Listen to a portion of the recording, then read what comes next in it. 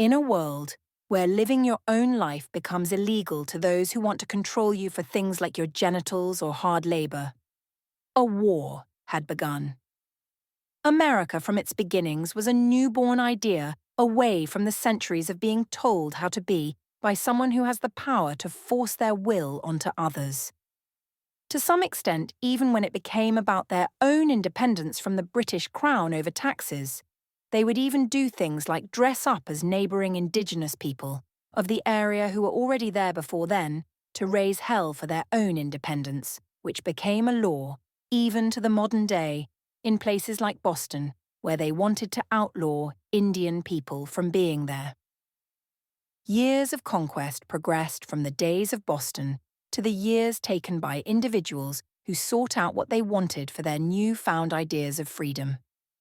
The battles they choose to fight evidently left a bloody trail all the way to the steps of the White House.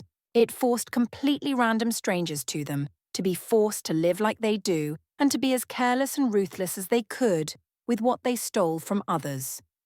America was under the control of genocidal maniacs who displayed narcissistic behavior about how they treated others who were different from them, and they had the firepower to back them up.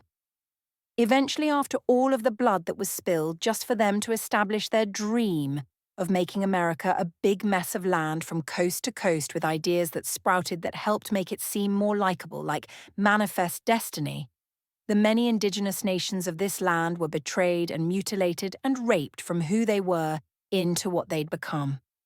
Being there was never a choice to be on any reservation. And in fact, it was a miracle they decided to stop. But for who was left, a new threat had emerged from the ashes of the conquest of killing children and using them for their genitals.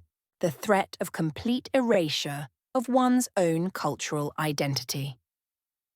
Now, the responsibility lies with those who know of anything different from American ideas and foreign interests, who aren't afraid to speak up and do something about the neglect and atrocities of the past to fight for what bit of freedom is truly left from being forced to be someone because someone has the power to do so.